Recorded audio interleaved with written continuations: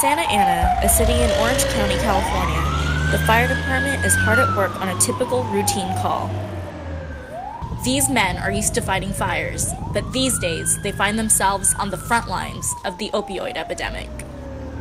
The call that they went on 2 months ago is still stuck in their minds. We were dispatched to an overdose at a motel that was not far from the station here.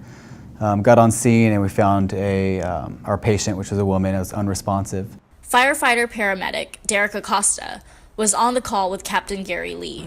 And the respiration rates were really low, and she probably would have expired within probably 15 minutes to an hour. So we treated her with Narcan en route to the hospital. Narcan is the antidote drug used to reverse a drug overdose. It's pretty easy. Rip this out.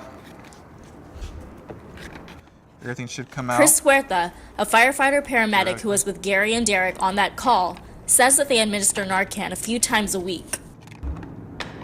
So now I have these two pieces and I'm going to put them together, and the way I like doing it is I'll pop these both ends here. Pop that and I'll put it together, screws in.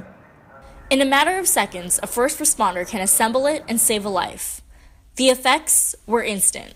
By the time we pulled up to the emergency room, she was talking to us and telling us what she did, how much she took.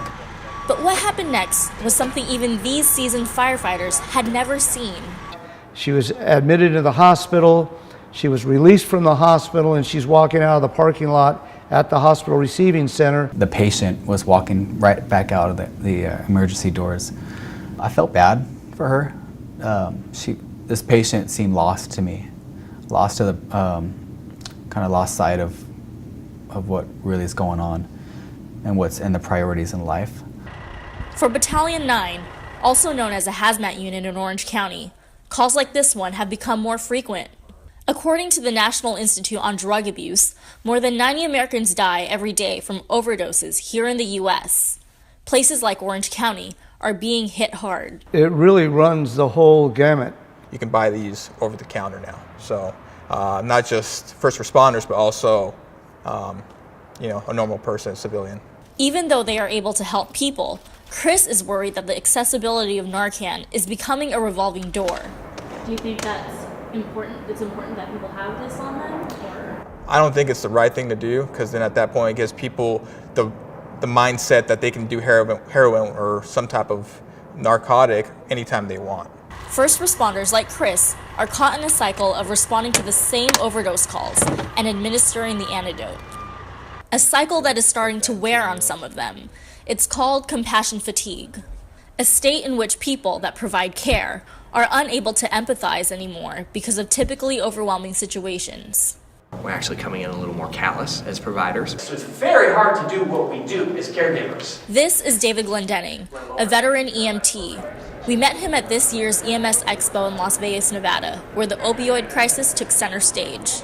So this is the face of addiction, right? And we see them over and over and over again. This issue has no socioeconomic, no age, no race, no gender boundaries.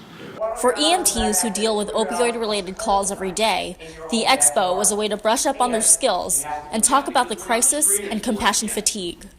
It's needless deaths. It's absolutely 100% preventable deaths, all those overdoses. It's a little more difficult. We're seeing the same patients more and more. We're still going to do what we do. However, we will be thinking this is going to be the same old person. We may see in the notes that it's what we call a familiar face.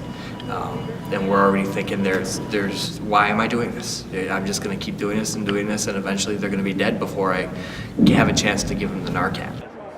Glendenning says that part of the problem is a lack of discussion on mental health when it comes to training new EMTs.